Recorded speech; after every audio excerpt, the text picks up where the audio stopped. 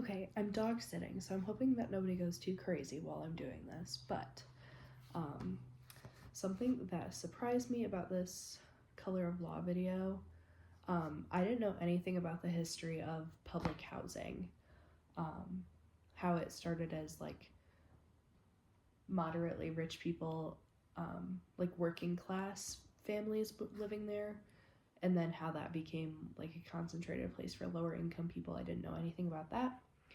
And then when he was talking at the very beginning of the video about like the stressors of like lower income people and how they affect them like outside of, or how the effects of their home life affect them in school or at work. I did know about that. That was something that was pretty familiar to me. Just having gone to school somewhere that was pretty low income. Something that I would like to know. Information about my own community. So Elkhart County, where I'm from in Indiana, I don't know a ton about. I couldn't find a lot when we did the redlining assignment, but I know that Goshen, which is the town right next to me, was considered a sundown town, meaning that it typically wasn't safe for African American people after dark, is what that was called. It's, I would say, semi-segregated. It's a majority minority population, so I was exposed to a lot of different cultures and a lot of different races, but we definitely lived pretty separately. And then if something like fair share were to be put in place, I think that would get some pretty heavy arguments in my community.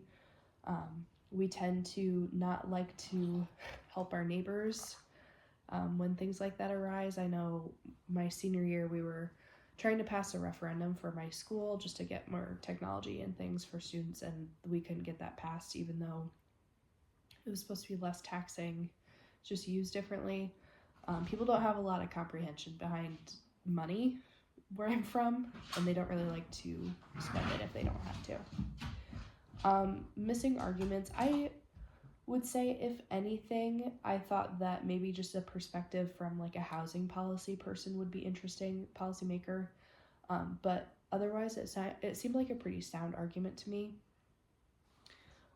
My community, again, very diverse. So I would say that I had good exposure to people of different races and friendships with them.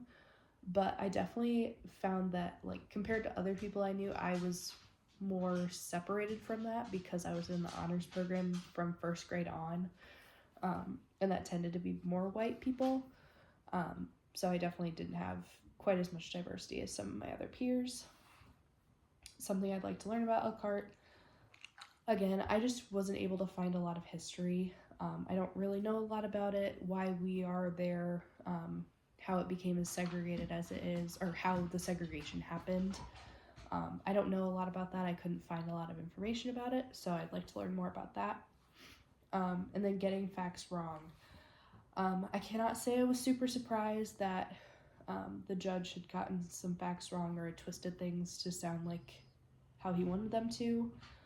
I think it's pretty typical for politicians to do that, to make things sound how they want them to without technically being wrong. We see a lot of that right now. And then I had a very vague knowledge of the history of all of this, just because I had a very involved history teacher for grandpa, but mostly just anecdotal, random bits and pieces of this stuff.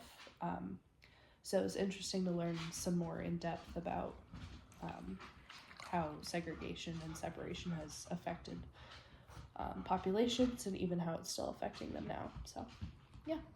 And there's another dog. Perfect timing. Okay. Thank you.